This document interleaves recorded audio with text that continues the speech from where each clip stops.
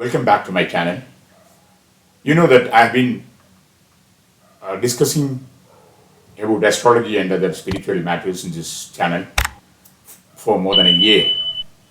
And mostly our videos used to be in our vernacular Malayalam, but occasionally we also used to uh, do videos in English for my pan-India clients.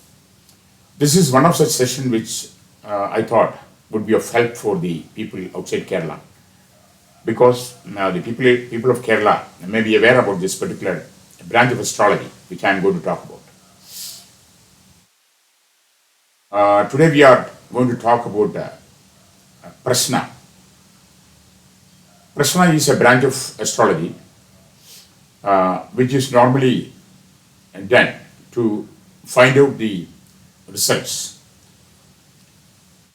on any occasion.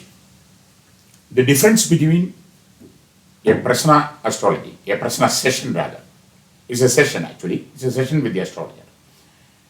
The difference between the Prashna and the normal chart reading is that, as you all know, a chart is prepared based on the birth time of the subject concerned, and we are delineating his time, future, and the various other characteristics from the position of the planets as obtained at the time of birth. This in fact is a image or mirror image of the past karma of a person, and based on the past karma of a person, the soul decides the time of birth or the time of his reincarnation, and that is why, or which is why, a particular person is born on a particular time, and depending upon the planetary position, a person's karma is determined. So it is not that by accident we are born and we are bound or chained by the planets. Many people criticize astrology based on that, which is absurd. Actually, astrology is based purely on karma, which is a purely rationalist and practical philosophy. A person based on his karma during the previous incarnations comes back to work out his karma, and he chooses a time for his birth. This is what is being observed in a person's birth chart. And by analyzing this birth chart, we normally we say predict the future of a person. In fact, I have a small difference of opinion with this prediction. It's not a question of prediction, it's only a question of assessment of a person's capabilities, the circumstances in which he will be placed, the characteristics of the person concerned, and based on that, what type of future or what type of karma he will be indulging and what type of success he will be getting it. So it is partly the Sanchita karma, that is your past karma, which is influencing you, and partly your willpower and your present karma, which is influencing your present birth. This is regarding the normal astrology what we are talking about. Today we are talking about Prashna. The Prashna is not based on the planetary position at the time of birth of a person. Anybody who is not having his birth time also can resort to Prashna.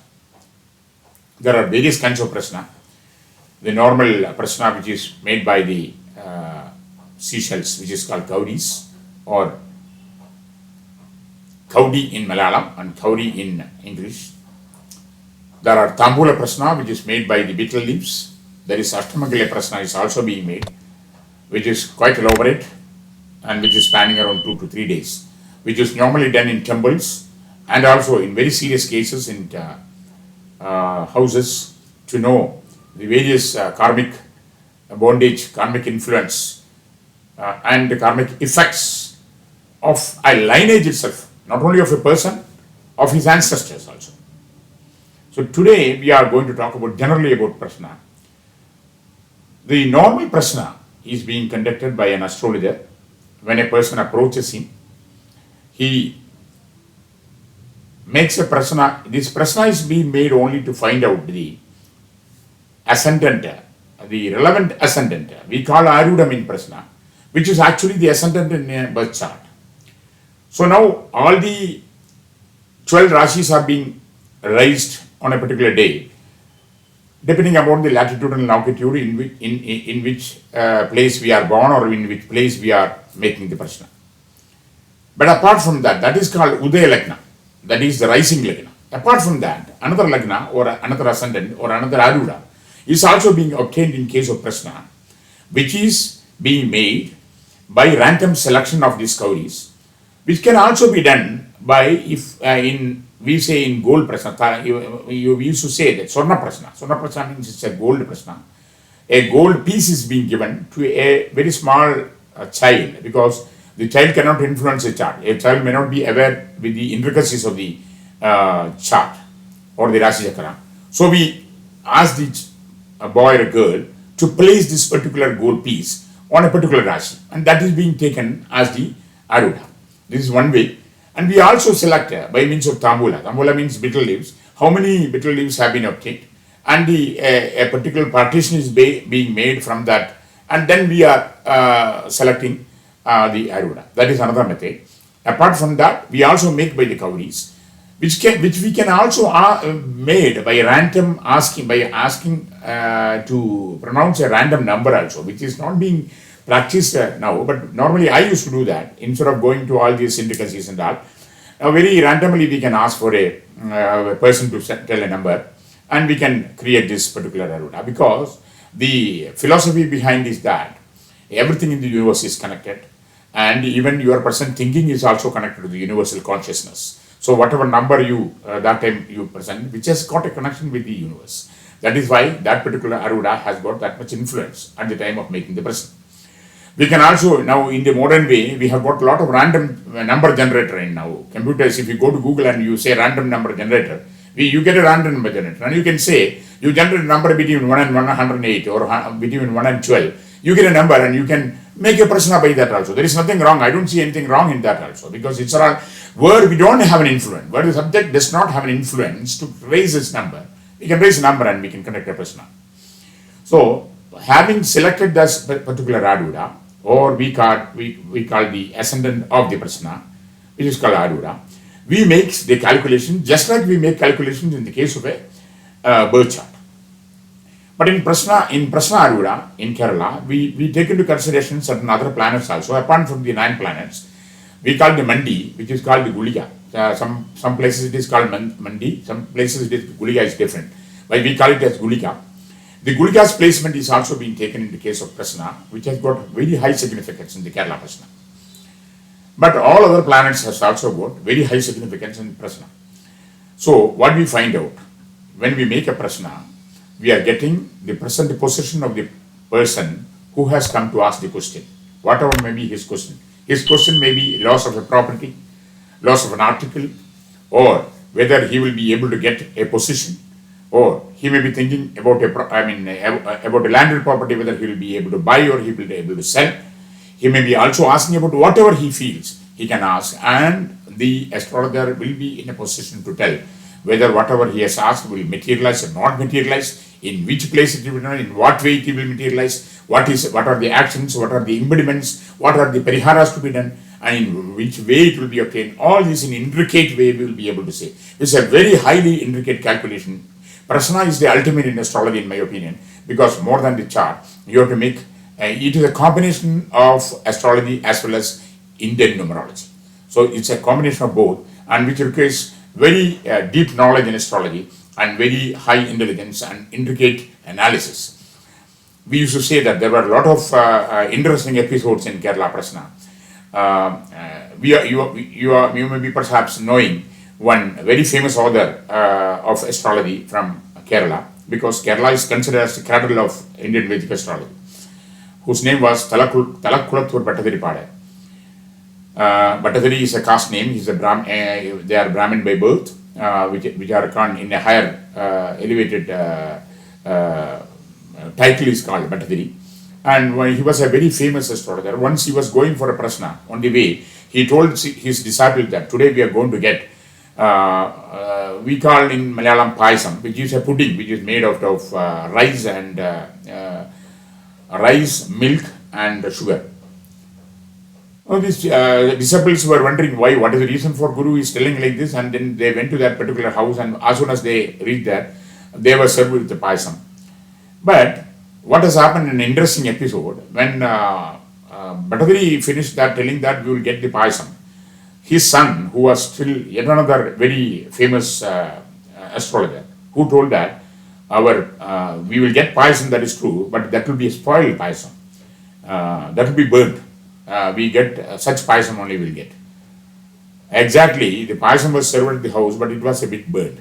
Anyway, after their prasnam hour, they returned back. On their coming back, the disciples, I mean, during the olden days, the education is not only at a fixed time, that you keep a fixed time and you learn. It is not like that. In Gurukula system, you learn along with the Guru.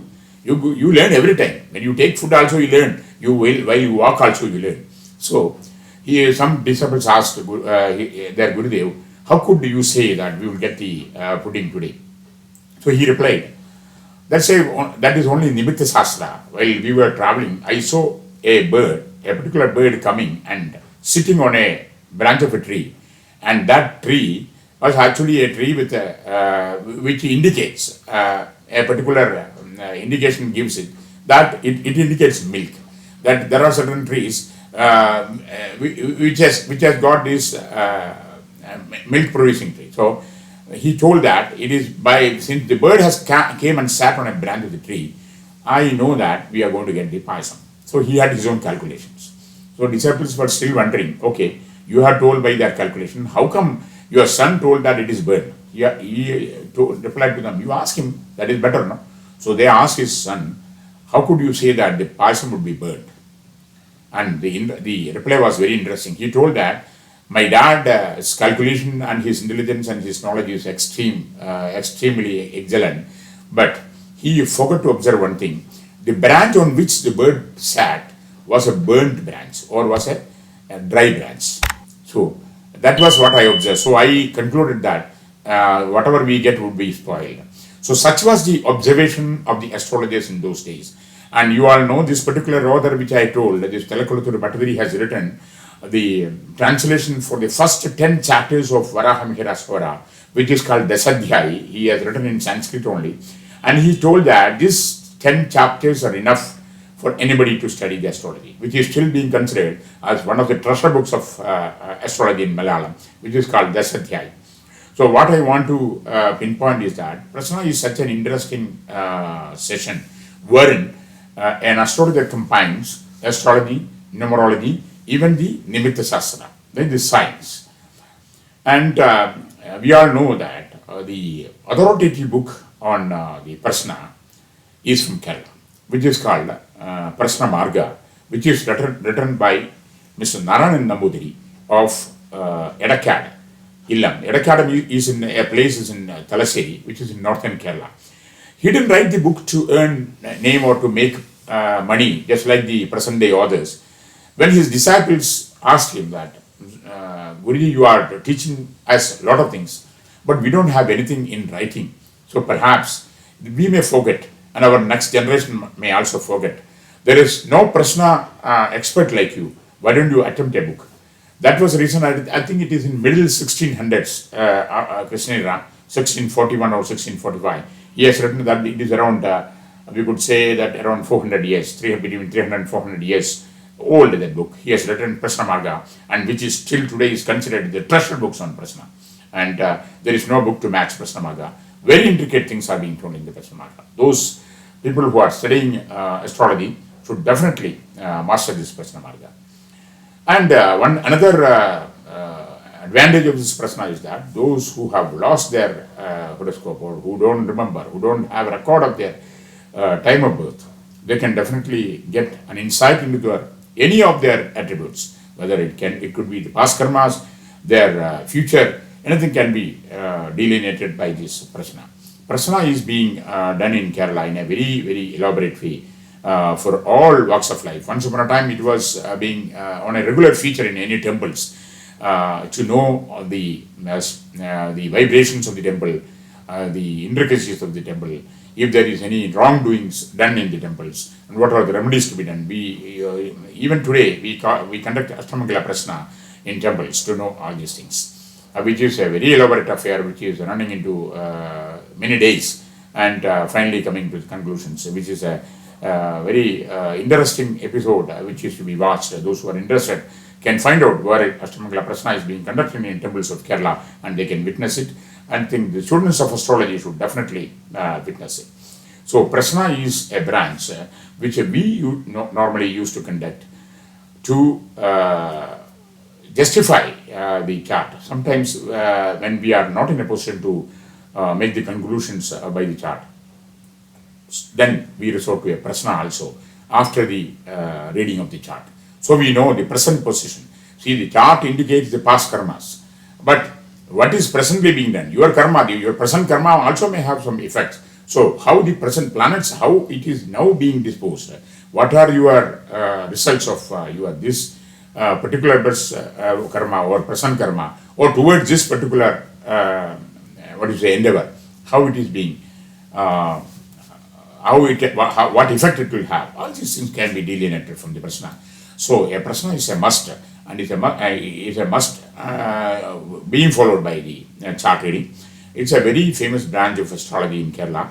I think many of the astrologers, present-day astrologers, also resort to Prashna. But all said and done, Kerala is the cradle of Prashna, and once everybody should witness an Ashtamangala Prashna, and people should also read the authoritative book on Prashna, which is Prashna Marga.